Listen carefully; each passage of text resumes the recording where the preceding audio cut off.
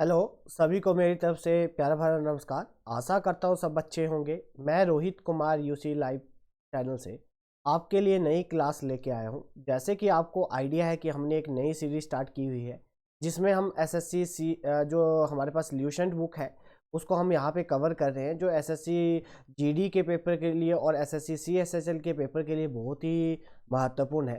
तो अभी हाल ही में एसएससी जो जीडी के पेपर वो स्टार्ट हो चुके हैं।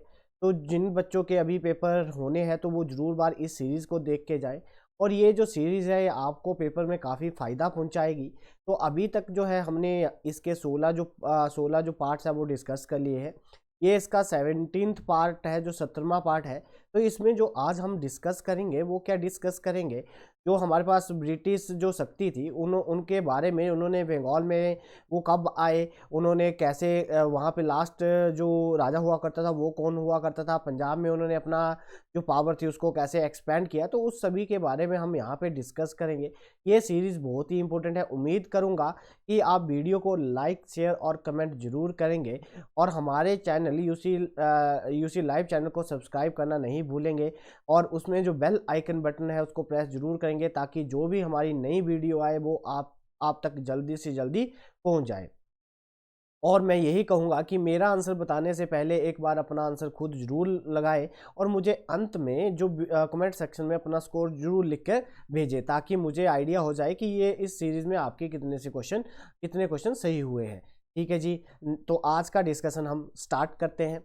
तो पहला जो क्वेश्चन है आपकी स्क्रीन पे ये रहा। कहा गया है कि जो खालसा पंथ था उसकी स्थापना किसके द्वारा की गई थी। तो जो जी खालसा पंथ था उसकी स्थापना गुरु गोविंद सिंह जी के द्वारा की गई थी और 1699 ईस्वी में इसकी स्थापना की गई थी।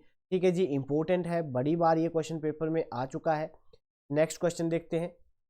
गुरु नानक जी का जन्म किस स्थान पे हुआ। तो जो गुरु नानक देव जी थे, जो सिख धर्म के पहले गुरु थे, तो उनका जी जन्म कहाँ हुआ था। तो जो तलवंडी है वहाँ पे उनका जन्म हुआ था और ये अब कहाँ पे है जी, पाकिस्तान में है। कहाँ पे ये जगह, कहाँ पे अभी पाकिस्तान में है, इम्पोर्टेंट है। तो अभी पेपर में पूछ सकते हैं कि गुरु नानक देव जी का जन्म कहाँ पे हुआ, क्योंकि अभी हाल ही में जो गुरु नानक जी थे उनकी हमने एनिवर्सरी सेलिब्रेट की हुई है। तो मुझे आपने ये बताना है कमेंट सेक्शन में कि उनकी कौन सी बर्थ एनिवर्सरी थी जिसको हमने अच्छे से सेलिब्रेट किया हुआ है। तो वो हमारे पास उसका जो आंसर है वो आप मुझे कमेंट सेक्शन में बताओगे। नेक्स्ट क्वेश्चन देखते हैं। किस गवर्नर जनरल में रोपड़ में राजा रंजीत सिंह का बड़ा ही सम्मान से स्वागत किया था। तो वो कौन से हमारे पास गवर्नर जनरल थे जिन्होंने राजा रंजीत सिंह का रोपड़ में बड़ा ही स्वागत किया था। तो वो कौन थे, विलियम बेंटिक थे। ठीक है जी, ये कौन थे, ये भारत के अंतिम गवर्नर जनरल हुआ करते थे। ये कौन थे, लास्ट गवर्नर जनरल थे, अंतिम गवर्नर जनरल थे, कहाँ के, भारत के। और पहले वॉइस रॉय थे, और पहले क्या थे ये जी, वॉइस रॉय थे किसके, भारत के। ये अंतिम गवर्नर जनरल थे भारत के। और ठीक है जी, और क्या थे, और ये पहले भारत के वॉइस रॉय थे, क्योंकि इनके टाइम में एक एक्ट आया था जिसको चार्टर्ड एक्ट 1833 बोला जाता है, जिसमें क्या किया गया था कि जो गवर्नर जनरल की जो पोस्ट हुआ करती थी, गवर्नर जनरल ऑफ इंडिया जो हुआ करते थे, उसको चेंज कर दिया और क्या बना दिया गया, अब वॉइस रॉय ऑफ इंडिया बना दिया गया।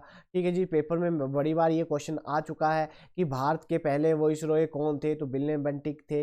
भारत के अंतिम गवर्नर जनरल ऑफ इंडिया कौन थे, तो वो कौन थे जी, वो हमारे पास कौन थे, विलियम बेंटिक की थे, जिन्होंने 1833 में चार्टर्ड एक्ट आया था और उसके बाद उन्हें क्या बना दिया गया था, गवर्नर जनरल बना दिया गया था। ठीक है जी। अगर पूछे कि भारत का अंतिम गवर्नर जनरल कौन था जब 1947 के बाद, तो वो कौन थे, लॉर्ड माउंट बैटन थे। कौन थे जी, लॉर्ड माउंट बैटन हुआ करते थे, जो हमारे पास अंतिम गवर्नर जनरल बनाए गए थे भारत के।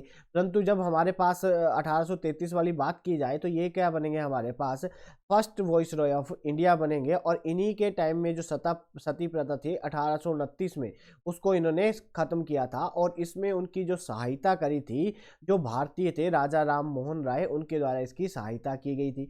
और इन्हीं के टाइम में एक एजुकेशन एक्ट आया था, एजुकेशन रिफॉर्म आया था, जिसे मैकले रिफॉर्म के नाम से जाना जाता है। वो 1835 में आया था, जिसमें कहा गया था कि किसी को भी हायर एजुकेशन लेनी है तो उसका जो माध्यम होगा वो क्या होगा, अंग्रेजी भाषा होगा। उसका जो माध्यम रहेगा वो क्या रहेगा जी, अंग्रेजी भाषा रहेगी। ठीक है जी। नेक्स्ट क्वेश्चन देखते हैं। किस गवर्नर जनरल का संबंध डॉक्ट्रिन ऑफ लैफ पॉलिसी से है? तो उनका संबंध कौन से है जी? लॉर्ड डलहौजी। तो लॉर्ड डलहौजी ये पॉलिसी लेके आए थे 1848 में। इन्होंने क्या करा था, सबसे पहले जो 17 जगह थी उसको इन्होंने कैप्चर करा था।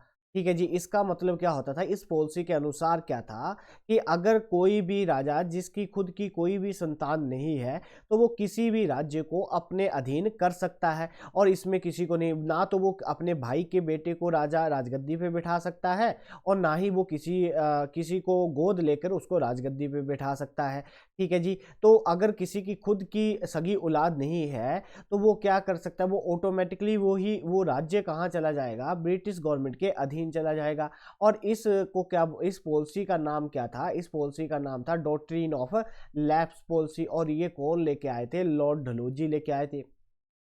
और इन्हीं के द्वारा एक एक्ट लेके आए थे जो हमारे पास जो हमारे पास विडो रीमैरिज एक्ट, कि जो हमारे पास विधवा पूर्ण विवाह जो हमारे पास एक्ट लेके आए हैं, जो सुधार लेके आए हैं, वो कौन लेके आए हैं जी? लॉर्ड डलहौजी ही लेके आए थे। और इन्हीं के द्वारा पहली जो ट्रेन थी वो चलाई गई थी बॉम्बे से ठाणे 1853 में।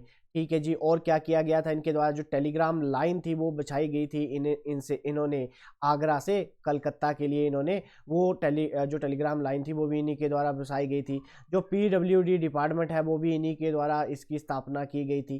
ठीक है जी। और इन्होंने सबसे पहले किसको कैप्चर करा था? तो जो सितारा जो था राज्य, जो रियासत हुआ करती थी, उसको इन्होंने अपने अधीन करा था 1848 में। और फिर ये जो पॉलिसी थी इसको जब हमारे पास गवर्नमेंट ऑफ इंडिया एक्ट आया था, जब हम कंपनी के हाथों से निकलकर सीधे जो हमारे ऊपर जो रूल करते, वो एलिजाबेथ जो रानी थी इंग्लैंड की, वो रूल करती। तो ये कब आया था? गवर्नमेंट ऑफ इंडिया एक्ट 1858 में आया था। उस एक्ट में इस पॉलिसी को भी क्या कर दिया गया था? ख़त्म कर दिया गया था। और उसी एक्ट में जो हमारे पास वॉइस रॉय, जो हमारे पास गवर्नर जनरल ऑफ इंडिया हुआ करते थे, जो गवर्नर जनरल ऑफ इंडिया हुआ करते थे वो कौन हुआ करते थे? तो उसी में हमें हमें क्या कर दिया गया? गवर्नर जनरल ऑफ इंडिया को क्या बना दिया गया? वॉइस रॉय ऑफ इंडिया बना दिया गया। और वो कौन थे? Lord Canning. कौन थे जी? वो लॉर्ड कैनिंग पहले भारत के वॉइस रॉय थे। और जो मैंने आपको पीछे बताया वहाँ पे मैं थोड़ी सी करेक्शन कर देता हूँ कि यहाँ पे हमने बताया था कि जो लॉर्ड माउंटबेटन थे ये भारत के पहले गवर्नर जनरल ऑफ इंडिया थे। ये भारत के first governor general of India थे। और बंगाल के अंतिम गवर्नर जनरल ऑफ इंडिया ये थे। ठीक है जी। यहाँ पे करेक्ट कर लेना कि ये भारत के क्या थे? पहले गवर्नर जनरल ऑफ इंडिया थे। First governor general of India कौन थे? Lord Mountbatten. और बंगाल के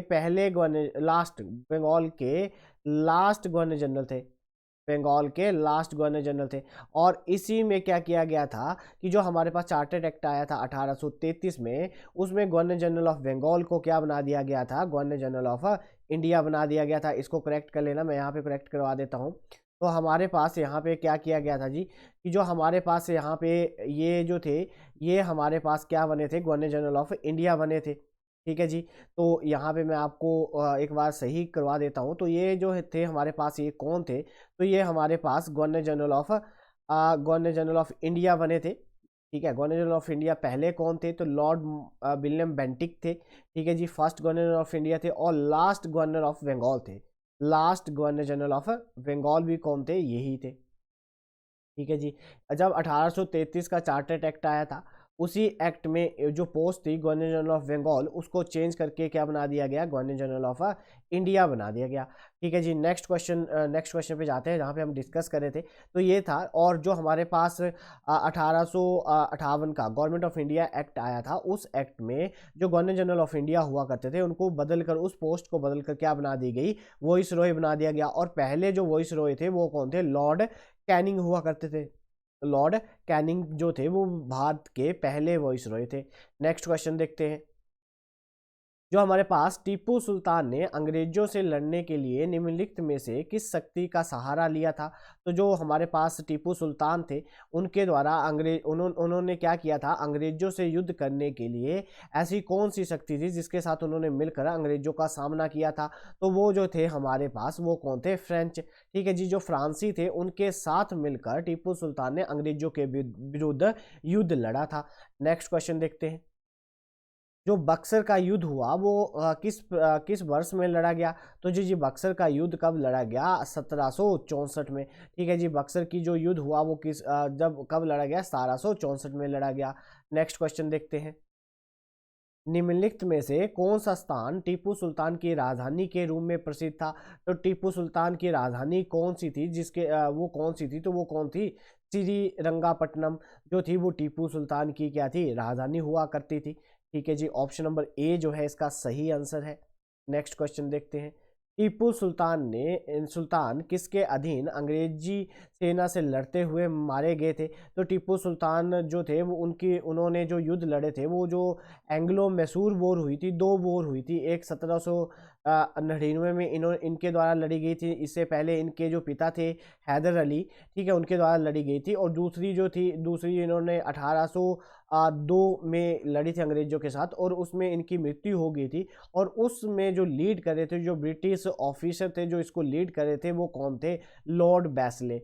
ठीक है जी, लॉर्ड बैस्ले जो थे हमारे पास, इन्हीं के द्वारा सब्सिडाइजरी अलायंस लेके आए थे। ठीक है जी, जो सब्सिडाइजरी अलायंस है वो कौन लेके आया था, तो वो कौन लेके आया था, लॉर्ड बैस्ले ही लेके आए थे। और टीपू सुल्तान जो लड़े थे वो भी जो अंग्रेजों को लीड कर रहे थे, अंग्रेजों का जो प्रतिनिधित्व कर रहे थे वो भी कौन थे, लॉर्ड बैस्ले ही थे जब टीपू सुल्तान की मृत्यु हो गई थी। नेक्स्ट क्वेश्चन देखते हैं।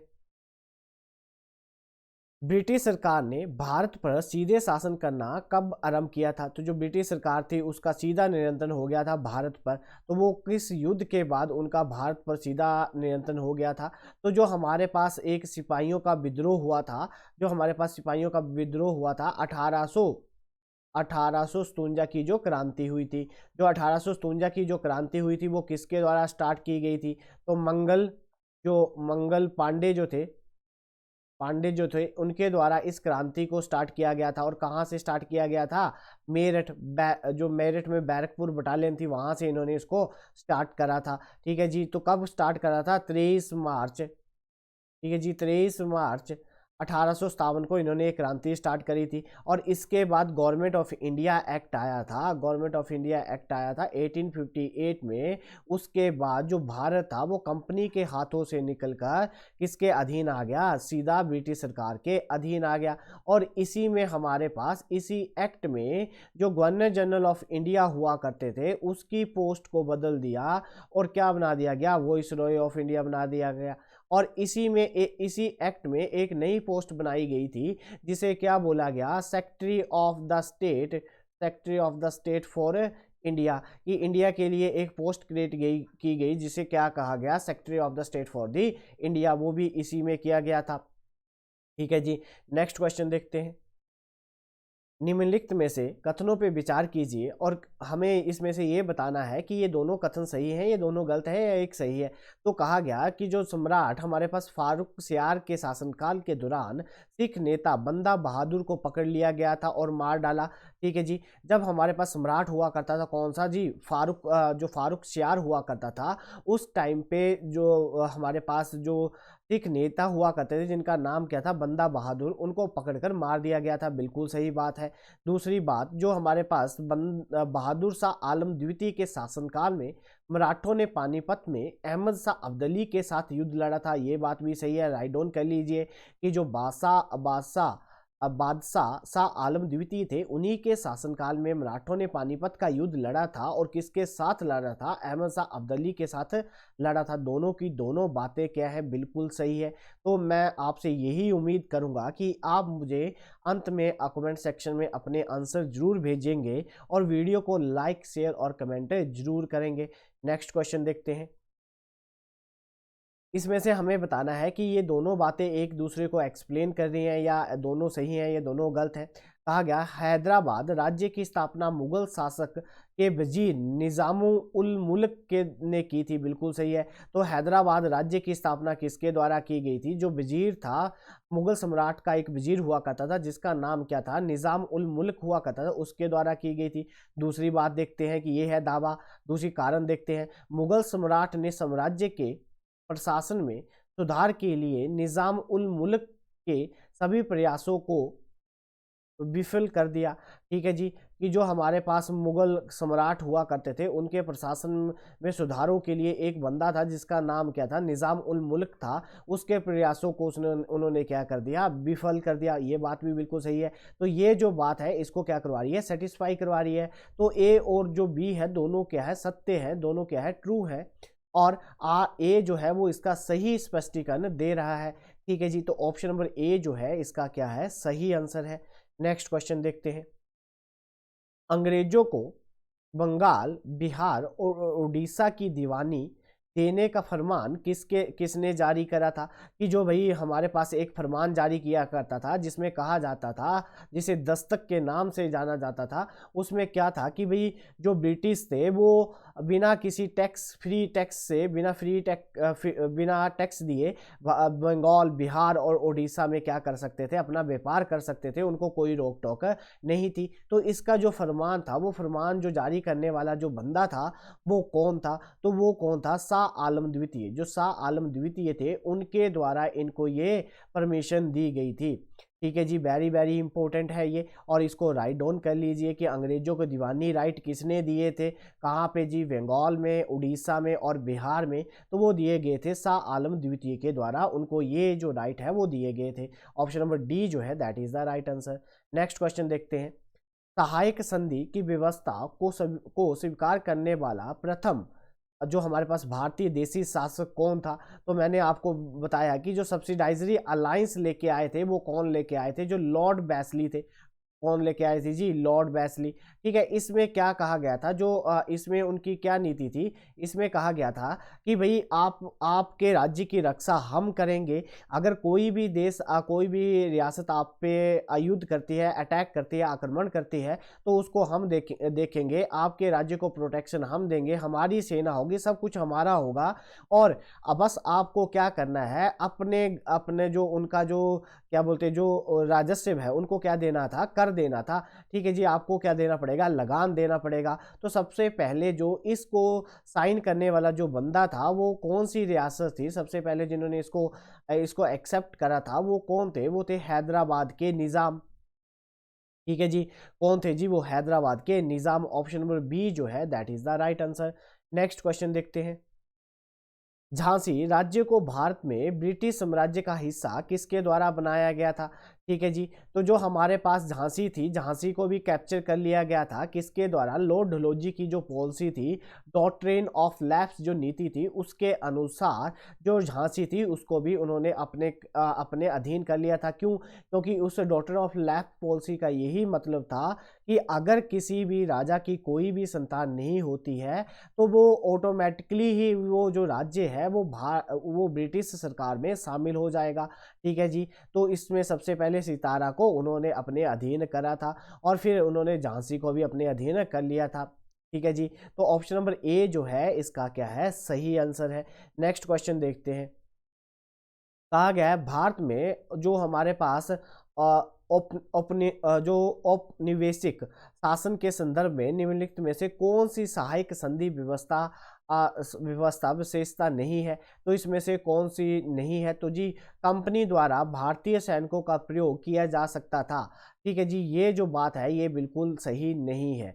ठीक है जी, तो ऑप्शन नंबर डी जो है इसका सही आंसर है। नेक्स्ट क्वेश्चन देखते हैं। अवध के स्वायत्तम राज्य का संस्थापक कौन था?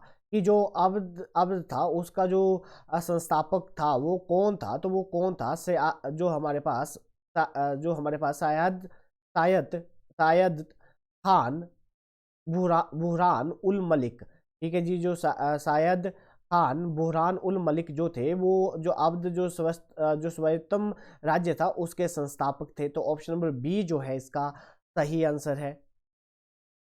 निम्नलिखित में से कौन अंग्रेजी ईस्ट इंडिया कंपनी पर युद्ध की घोषणा करने में मीर कासिम और सिराजुद्दौला में शामिल हो गया और बाद में बक्सर की लड़ाई में अंग्रेजों से हार गया। तो वो कौन था जिसने क्या किया कि सिराजुद्दौला और मीर कासिम के साथ मिलकर जो हमारे पास युद्ध लड़ा गया था, किसका, बक्सर का युद्ध लड़ा गया था 1764 में, उसमें शामिल हो गया और बाद में ये तीनों के तीनों अंग्रेजों के हाथों हार गए। तो वो तीसरा जो बंदा था वो कौन था? तो जो वही तीसरा जो बंदा था वो था शाह आलम द्वितीय। ठीक है जी, शाह आलम द्वितीय जो थे वो तीसरे बंदे थे जिन्होंने बक्सर का युद्ध लड़ा किस किस के साथ? मीर कासिम। ठीक है जी, पेपर में क्वेश्चन आता है कि बक्सर का युद्ध किसके और किसके बीच में लड़ा गया। एक बंदा था मीर कासिम, दूसरा बंदा था सिराजु उल दौला और तीसरा बंदा था शाह आलम द्वितीय। इन तीनों ने मिलकर अंग्रेजों के साथ युद्ध लड़ा और उस युद्ध को क्या कहा जाता है? बक्सर का युद्ध कहा जाता है। और ये जो लड़ाई हुई ये 1764 में हुई थी। नेक्स्ट क्वेश्चन देखते हैं। नवाब सिराजु उल दौला और ईस्ट इंडिया कंपनी के बीच में संघर्ष का मुख्य कारण क्या था? कि जो नवाब सिराजु उल दौला थे और जो ईस्ट इंडिया कंपनी थे उनके बीच में क्या कारण था जिसके बीच में उनके बीच में युद्ध हुआ? तो इसका जो सही आंसर है हमारे पास ऑप्शन नंबर बी, अंग्रेजों ने दस्तक का दुरुपयोग किया। ठीक है, दस्तक क्या होता था? दस्तक जो था तो वो ड्यूटी फ्री पास मिलता था, फ्री ड्यूटी पास था कि आप वहाँ पे बंगाल में क्या कर सकते थे, अपना जो व्यापार है वो कर सकते थे, उसमें आपको कोई टैक्स नहीं देना पड़ता। परंतु जो अंग्रेज थे वो उसका दुरुपयोग कर रहे थे, इसी कारण से सिराजुद्दौला और ईस्ट इंडिया कंपनी के बीच में युद्ध हुआ था। ठीक है जी, option number B that is the right answer. Next question देखते हैं। निम्नलिखित में से कथनों पे विचार कीजिए। कहा गया है लाहौर की संधि लॉर्ड, जो हमारे पास लॉर्ड जिनका नाम क्या था, लॉर्ड जो हमारे पास एल्वोरो के कार्यकाल में सिखों और अंग्रेज कंपनी के बीच में लड़ी गई, बिल्कुल बात गलत है। ये जो हमारे पास 1846 में हुई है लाहौर की संधि। ठीक है जी, तो ये बात सही है। लॉर्ड डलहौजी ने पंजाब को ब्रिटिश राज्य में मिला लिया, बिल्कुल बात सही है। ठीक है जी, लॉर्ड डलहौजी के द्वारा ही पंजाब को ब्रिटिश राज्य में मिलाया गया था। ऑप्शन नंबर बी जो है इसका सही आंसर है। ऑप्शन नंबर बी क्या है इसका सही आंसर है। नेक्स्ट क्वेश्चन देखते हैं। निम्नलिखित में से कौन बंगाल के प्रथम गवर्नर जनरल थे? तो बंगाल के प्रथम गवर्नर जनरल कौन थे? वन हेस्टिंग थे। ठीक है जी, सबसे पहले जो बंगाल में हुआ करते थे, जो पहले क्या हुआ करते थे, गवर्नर ऑफ बंगाल हुआ करते थे। कौन हुआ करते थे जी? गवर्नर ऑफ बंगाल हुआ करते थे। ठीक है जी, गवर्नर ऑफ बंगाल कौन थे? सबसे पहले जो गवर्नर ऑफ बंगाल थे वो थे हमारे पास रॉबर्ट क्लाइव। और जो हमारे पास गवर्नर जनरल ऑफ बंगाल बने वो कौन बने पहले? वो बने वन हेस्टिंग की first governor general of Bengal कौन बने जी? वन हेस्टिंग बने। और भारत के पहले गवर्नर जनरल ऑफ इंडिया कौन बने? विलियम बेंटिक बने। गवर्नर जनरल ऑफ इंडिया कौन बने पहले जी? विलियम बेंटिक, ये फर्स्ट थे। और पहला वॉइस रॉय ऑफ इंडिया कौन था? तो वो कौन थे? Lord Canning. ठीक है जी, कैनिंग साहब क्या बन गए? भारत के पहले वॉइस रॉय बने थे। ठीक है जी, तो ये तीनों जो है आप राइट डाउन कर लीजिए। पहले कौन थे, पहले वॉइस रॉय कौन थे, पहले गवर्नर ऑफ बंगाल कौन थे, और पहले गवर्नर जनरल ऑफ इंडिया कौन थे, वॉइस रॉय कौन थे, ये मैंने आपको सब यहाँ पे बता दिया। उम्मीद करूँगा आप वीडियो को लाइक शेयर और कमेंट जरूर करेंगे और हमारे चैनल यूसी लाइव चैनल के साथ जुड़कर अपनी तैयारी को कंटिन्यू रखेंगे। नेक्स्ट क्वेश्चन देखते हैं। निम्नलिखित में से किस अधिनियम द्वारा बंगाल का गवर्नर जनरल भारत का गवर्नर जनरल बना दिया गया? कि जो बंगाल का गवर्नर जनरल हुआ करता था उसकी पोस्ट बदल दी गई और उसको क्या बना दिया गया? अब भारत का गवर्नर जनरल बना दिया गया। मैंने अभी आपको पीछे बताया है। तो इसका सही आंसर क्या हुआ? Chartered act 1833। चार्टर्ड एक्ट 1833 में एक बात और कही गई थी जिसमें क्या कहा गया था? चार्टर्ड एक्ट जो हमारे पास मोनोपोली हुआ करती थी, मोनोपोली का मतलब होता है एकाधिकार, कि व्यापार पे जो ब्रिटिश कंपनी का एकाधिकार था उसको पूरी तरह से समाप्त कर दिया, उसको पूरी तरह से समाप्त कर दिया गया था। तो ये हमारे पास जो चार्टर्ड एक्ट 1833 था उसमें ये बात दोनों बातें की गई थी। नेक्स्ट क्वेश्चन देखते हैं। कहा गया है कि 18वीं शताब्दी में अंग्रेजों द्वारा भारत के देशी शासकों के साथ की गई संधियों के संदर्भ में निम्नलिखित में से कौन सा युग्म सही सम्मिलित नहीं होता है। तो हमारे पास इसका जो सही आंसर है, जो कहा गया कि कौन सी शताब्दी में जी, 18वीं शताब्दी में ये संधियां की गई थी। तो इलाहाबाद की जो संधि थी वो सिराजु उल दौला के साथ ही हुई थी। बिल्कुल बात सही है, इसको राइट डाउन कर लीजिए। पूछा जाएगा कि इलाहाबाद की जो संधि थी वो किसके और किसके बीच में हुई। तो ईस्ट इंडिया कंपनी, जो ईस्ट इंडिया कंपनी थी, ईस्ट इंडिया कंपनी और सिराजु उल दौला के बीच में हुई। जो हमारे पास पुरंदर की संधि थी वो मराठाओं के साथ हुई है, बात भी बिल्कुल सही है। जो मैंगलोर की संधि है ये गलत है जी। मैंगलोर की जो संधि है ये टीपू सुल्तान, सॉरी, जो हमारे पास हैदर अली, ठीक है जी, जो हैदर अली था उसके साथ ये जो है हमारे पास हुई थी, हैदर अली के साथ हुई थी मैंगलोर। और जो श्रीरंगपट्टनम की जो संधि है वो टीपू सुल्तान के साथ ही हुई थी। तो ये बात गलत है। तो मैंगलुरु की जो संधि थी, जो टीपू सुल्तान के जो पिताजी थे जिनका नाम हैदर अली था, ठीक है जी, हैदर, जो हमारे पास हैदर अली था उनके साथ, हैदर अली के साथ ये संधि हुई थी। ठीक है जी, नेक्स्ट क्वेश्चन देखते हैं। तो इस क्वेश्चन का सही आंसर है option number C. Next question देखते हैं। 1850 में संबलापुर को ब्रिटिश साम्राज्य में मिलाने का आधार क्या है? तो जो संबलापुर था उसको 1850 में ब्रिटिश राज्य में मिला लिया गया था। तो इसका भी वही था कि जो हमारे पास डॉक्ट्रिन ऑफ लैप्स जो पॉलिसी थी, जिसमें कहा गया था कि उत्तराधिकारी के बिना अपने शासक की मृत्यु, कि अगर किसी का भी कोई भी उत्तराधिकारी नहीं है तो वो राज्य जो है वो ऑटोमेटिकली ब्रिटिश राज्य में मिल जाएगा। तो ये जो डॉक्ट्रिन ऑफ लैप पॉलिसी थी ये किसकी थी जी? लॉर्ड डलहौजी की। किसकी थी जी? लॉर्ड जो डलहौजी थे उनकी ये पॉलिसी थी। उन्होंने ये पॉलिसी लेके आए थे कि अगर किसी का भी उत्तराधिकारी नहीं होगा तो वो राज्य उसकी मृत्यु के बाद अंग्रेजी राज्य में सम्मिलित हो जाएगा। ऑप्शन नंबर बी जो है इसका सही आंसर है। नेक्स्ट क्वेश्चन देखते हैं। निम्नलिखित में से कौन उस लीग का पक्षकार नहीं था जिसने बक्सर के युद्ध में अंग्रेजों में हारा था? ठीक है, कि जो इसमें कौन सा है जो अंग्रेजों से बक्सर के युद्ध में नहीं हारा था? ठीक है जी, ऑप्शन नंबर सिराजुद्दौला ने वो युद्ध लड़ा था। बिल्कुल सही है जी, बक्सर का युद्ध सिराजुद्दौला ने लड़ा था। जो हमारे पास शाह आलम द्वितीय थे उनके द्वारा भी ये लड़ा गया था और मीर कासिम के द्वारा भी ये लड़ा गया था। तो बचा कौन बंदा जी? मीर जफर। मीर जफर जो था वो अंग्रेजों के साथ जाकर मिल गया था। ठीक है जी, तो मीर जफर इस युद्ध में नहीं हारा था। ठीक है जी, तो ऑप्शन नंबर सी जो है that is the right answer. जो हमारे पास ये तीनों के तीनों बंदे थे ये बक्सर के युद्ध में शामिल थे और बक्सर का युद्ध 1764 में हुआ है। राइट डाउन कर लीजिए, बहुत ही इंपॉर्टेंट है और बड़ी बार ये पेपर में क्वेश्चन आ चुका है। सिराजुद्दौला, शाह आलम द्वितीय और मीर कासिम जो थे उनके द्वारा ये युद्ध लड़ा गया था। नेक्स्ट क्वेश्चन देखते हैं। जो हमारे पास रॉबर्ट क्लाइव द्वारा अनुशंसित जो हमारे पास द्विशासन प्रावधान था, कि द्विशासन प्रावधान क्या था?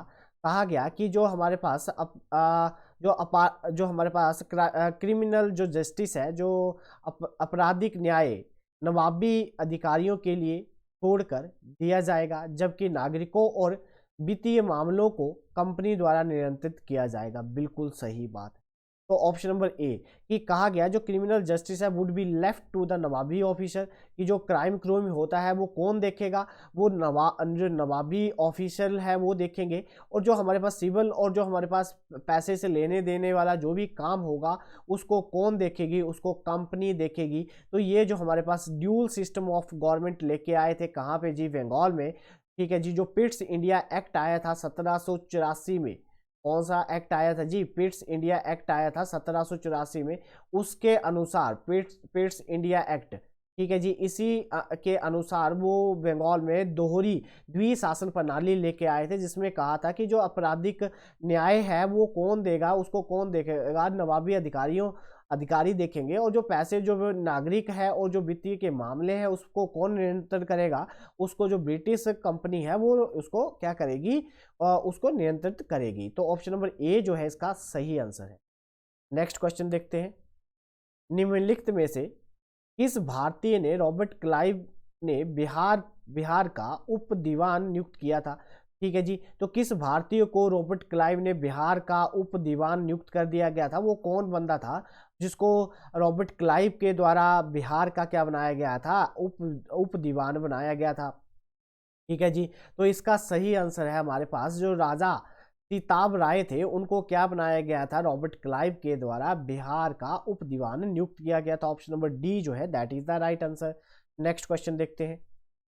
इलाहाबाद की संधि के बाद रॉबर्ट क्लाइव ने मुर्शिदाबाद बंगाल का उप दीवान किसे नियुक्त किया था? जो इलाहाबाद की संधि हुई थी, ठीक है जी, सिराजु उल दौला के साथ, उसके बाद जो रॉबर्ट क्लाइव थे उन्होंने मुर्शिदाबाद बंगाल का जो उप दीवान था उसे किसको नियुक्त कर दिया गया था? तो उनके द्वारा किसे इस बंगाल का उप दीवान बनाया गया था। तो इसका जो सही आंसर है वो है मोहम्मद मोहम्मद रजा खान। मोहम्मद रजा खान को क्या बना दिया गया? बंगाल का उप दीवान नियुक्त किया गया था रॉबर्ट क्लाइव के द्वारा इलाहाबाद की संधि के बाद। नेक्स्ट क्वेश्चन देखते हैं। सम्राट शाह आलम द्वितीय ने बंगाल, बिहार और उड़ीसा की दीवानी ईस्ट इंडिया कंपनी को कब दी थी? ठीक है जी। तो ये जो दीवानी राइट थे वो किसके द्वारा दिए गए थे? बंगाल, बिहार और उड़ीसा के शाह आलम द्वितीय के द्वारा दिए गए थे ब्रिटिश कंपनी को। और ये कब दिए गए थे? ये कब दिए गए थे जी? ये दिए गए थे 12 अगस्त 1765 में। ऑप्शन नंबर ए कि ये 12 अगस्त 1765 में शाह आलम द्वितीय ने दीवानी राइट थे बंगाल, बिहार और उड़ीसा के, बंगाल, बिहार और उड़ीसा के, तो ये किसको दे दिए जी? ब्रिटिश कंपनी को दे दिए। ऑप्शन नंबर ए जो है इसका सही आंसर है। नेक्स्ट क्वेश्चन देखते हैं। हैदर अली को किस ब्रिटिश जनरल ने पोर्टो-नोवो में हराया था? इंपॉर्टेंट है कि हैदर अली को कहाँ पे हराया गया था जी? पोर्टो-नोवो में हराया गया था। और ये जो था ये किसके द्वारा उनको हराया गया था वहाँ पे? तो ये जो हराए गए थे जी सर जो अय्यर कूटे, जो सर अय्यर कूटे थे उनके द्वारा हैदर अली को पोर्टो-नोवो में उनको हराया गया था। ठीक है, अय्यर कूटे के द्वारा। ये क्वेश्चन भी पेपर में आ चुका है, very very important. Next question देखते हैं। महाराजा रंजीत सिंह के उत्तराधिकारी कौन थे? कि जो महाराजा रंजीत सिंह थे उनके जो उत्तराधिकारी थे वो कौन थे? तो उनके उत्तराधिकारी थे खड़क सिंह। कौन थे? Option number A that is the Kharak Singh जो थे उनके उत्तराधिकारी थे। नेक्स्ट क्वेश्चन देखते हैं। किस सिख गुरु ने विरोधी राजकुमार खुसरो को धन और आशीर्वाद से मदद की थी? ठीक है जी। जो हमारे पास किस सिख गुरु ने विरोधी राजकुमार जो खुसरो को धन और आशीर्वाद से उनकी मदद करी थी? तो वो कौन थे वो जिन्होंने उनकी मदद करी थी? तो वो हमारे पास वो कौन हुआ करते थे? अर्जुन देव। ठीक है जी। अर्जुन देव जो थे, जो सिख गुरु थे, हेल्प द जो हमारे पास राजकुमारों की विद्रोही राजकुमारों की हेल्प करी थी खुसरो को जो धन और आशीर्वाद से उनकी मदद करी थी। ठीक है जी। तो वो कौन थे? वो कौन थे? गुरु अर्जुन देव सिंह जी थे, उनके द्वारा हेल्प की गई थी। Option number C. Next question देखते हैं। किन्नरों और महिलाओं का एक समूह जिसके अधीन सरकार के, जो हमारे पास सरकार में एक वर्चस्व था, ठीक है जी, तो वो कौन से थे? जो किसके शासनकाल में किन्नरों और महिलाओं का एक जो समूह था उसमें क्या था, ज़्यादा वर्चस्व था सरकार में? तो वो किसके टाइम में ऐसा हुआ करता था? तो किसके टाइम में? जो अहमद शाह जो थे, जिनका शासनकाल 1748 से लेकर 1754 तक रहा, तो उसके शासनकाल में जो किन्नर थे और जो महिलाएं थी उनका जो सरकार में जो वर्चस्व था वो क्या था? ज़्यादा था, वर्चस्व हुआ करता था। तो ये इनके शासनकाल में हुआ करता था। ऑप्शन नंबर बी जो है that is the right answer. Next question देखते हैं। जो हमारे पास क्लाइव थे ने सिराजुद्दौला को किस युद्ध में पराजित करा था? सिराजुद्दौला को किस युद्ध में उनके द्वारा पराजित किया गया था? तो जो बक्सर का युद्ध हुआ था 1764 में, जो बक्सर का युद्ध हुआ था, 3 बंदों ने मिलकर लड़ा था। एक सिराजुद्दौला थे, मीर कासिम थे, ठीक है जी, और शाह आलम द्वितीय थे, उनके द्वारा ये युद्ध लड़े गए थे। उम्मीद करूंगा कि आप साथ साथ में ये सीरीज लगा रहे होंगे और मुझे अंत में कमेंट सेक्शन में अपना आंसर, अपना स्कोर जरूर लिखकर भेजेंगे और हमारे चैनल को लाइक सब्सक्राइब जरूर करेंगे और वीडियो को ढेर सारा प्यार देंगे। नेक्स्ट क्वेश्चन देखते हैं। गुरु नानक देव ने किसके शासनकाल में सिख धर्म की स्थापना करी थी, कि जो गुरु नानक देव जी थे उन्होंने किस के शासनकाल में सिख धर्म की स्थापना करी थी। तो उस टाइम किसका शासनकाल हुआ करता था, तो उस टाइम जो शासनकाल हुआ करता था वो हुआ करता था सिकंदर लोदी का। ऑप्शन नंबर बी जो है that is the right answer.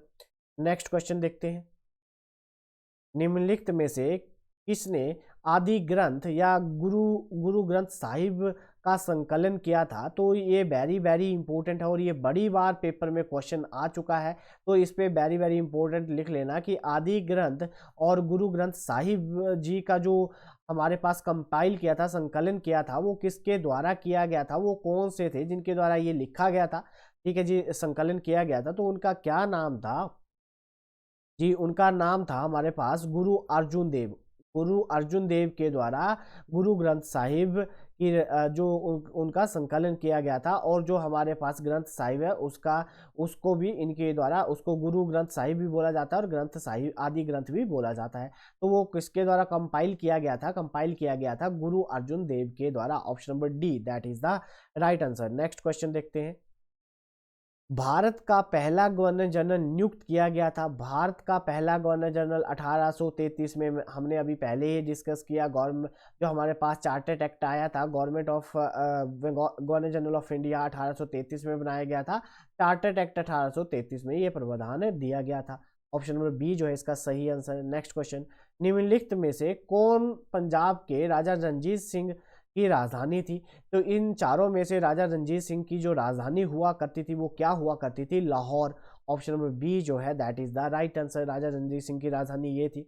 Next question देखते हैं, प्लासी का युद्ध कब लड़ा गया। तो प्लासी का जो युद्ध था वो कब लड़ा गया, 1757 में लड़ा गया, ठीक है जी। ऑप्शन नंबर ए जो है that is the right answer, कि बैटल ऑफ द प्लासी कब हुई, 1757 में हुई।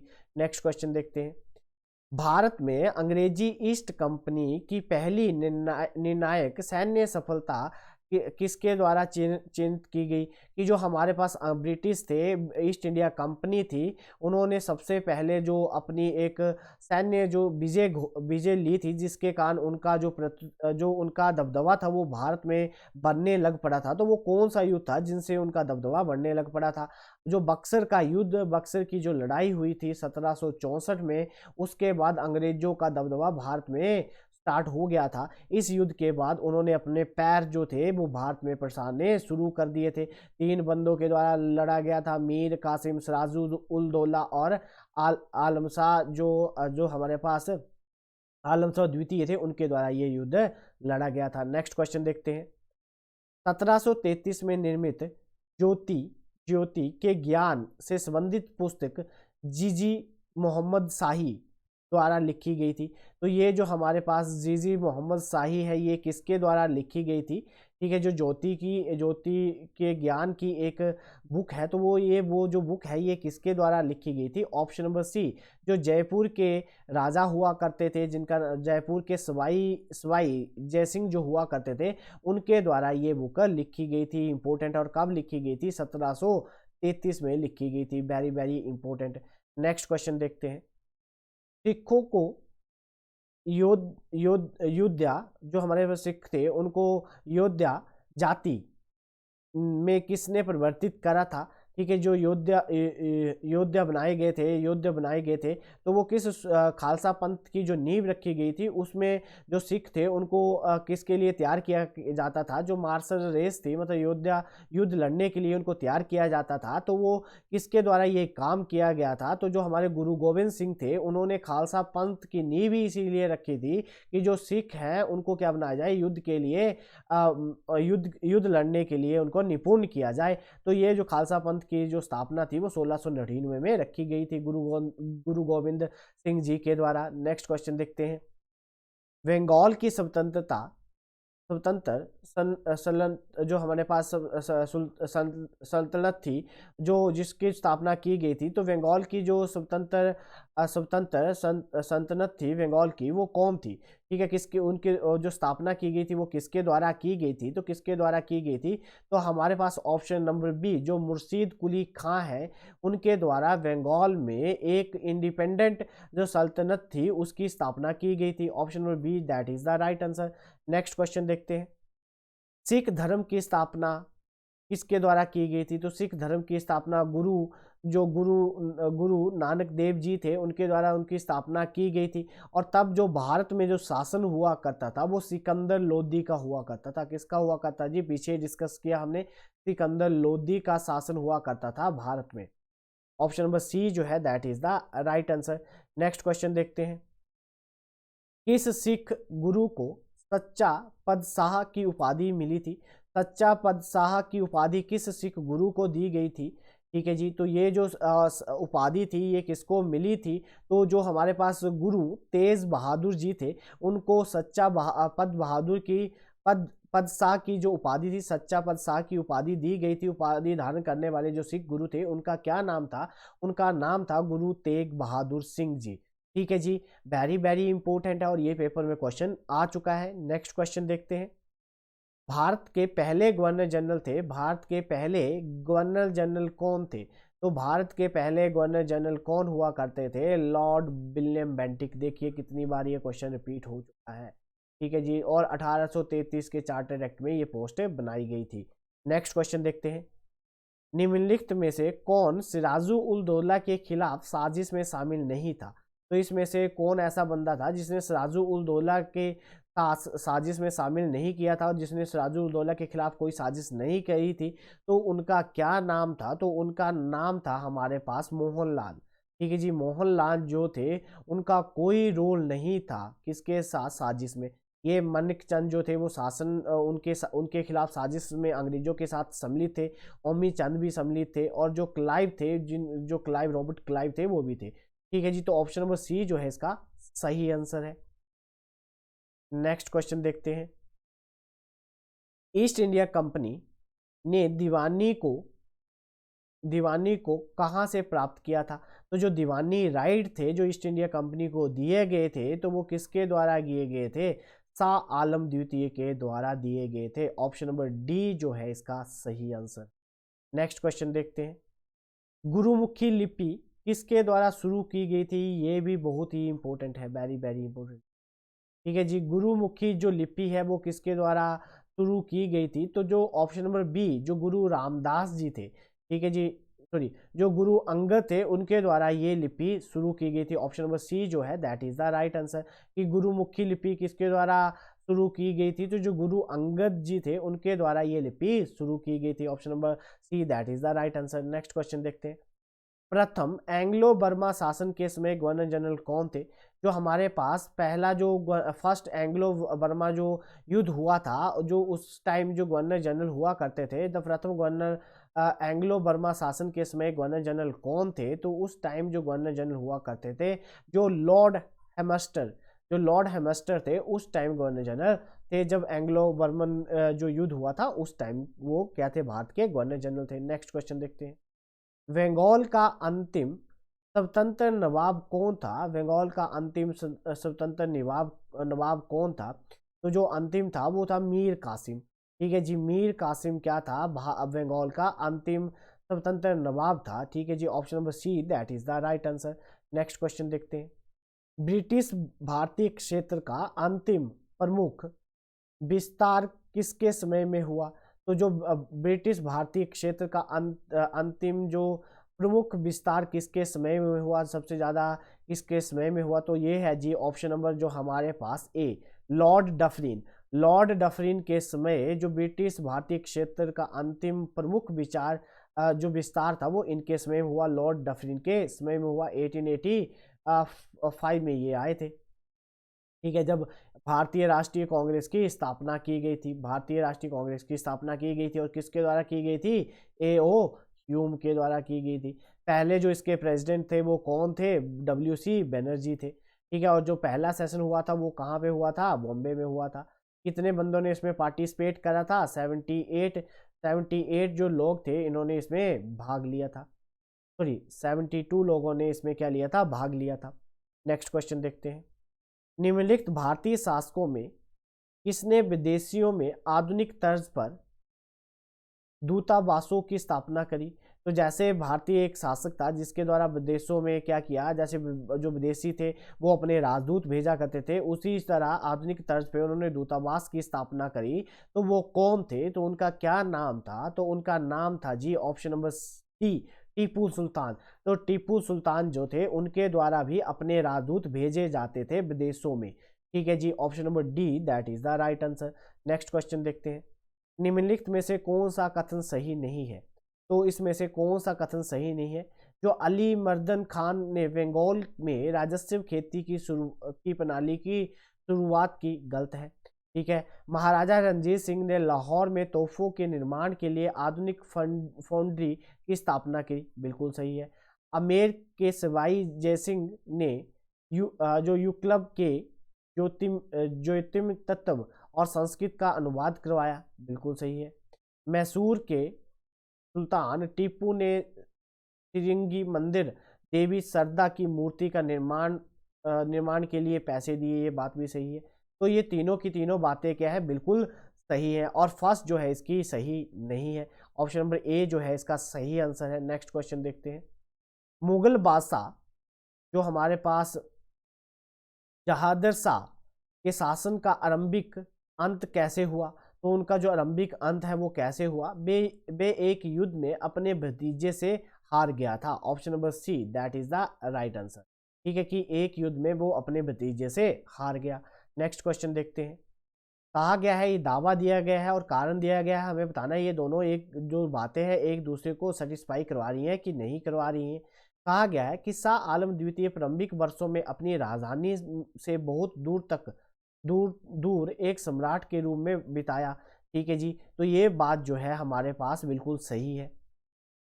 दूसरी बात देखते हैं, उत्तर पश्चिम सीमांत में विदेशी आक्रमण का हमेशा गुप्त खतरा बना रहता था, ये बात गलत है। तो ये एक दूसरे को सेटिस्फाई नहीं करते हैं, तो ऑप्शन नंबर सी जो है इसका सही आंसर है। नेक्स्ट क्वेश्चन देखते हैं, भारत में ब्रिटिश शासन में निम्नलिखित रियासतों पे विचार कीजिए। तो सबसे पहले जो लॉर्ड डलहौजी थे उनके द्वारा कैप्चर की गई थी, ये की गई थी 1848 में।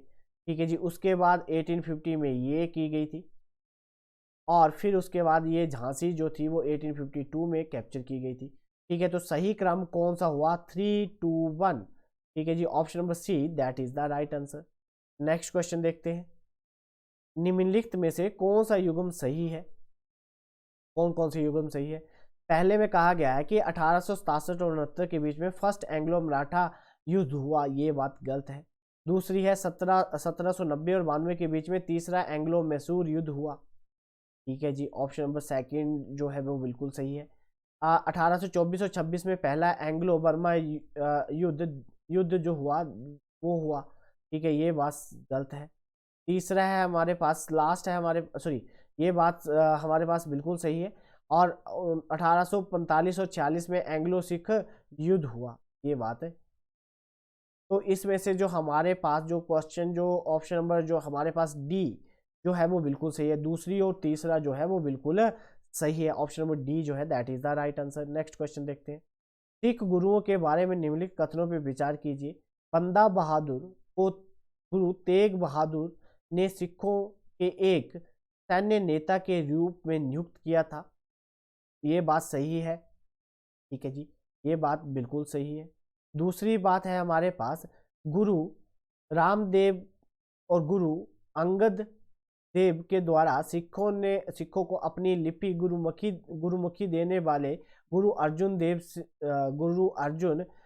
सिख गुरु बने। ठीक है जी, तो ये जो हमारे पास इसमें जो हमारे पास जो ऑप्शन है इसमें से ऑप्शन नंबर बी की जो हमारे पास इसमें से ये जो बातें हैं दोनों की दोनों बातें जो है बिल्कुल सही है।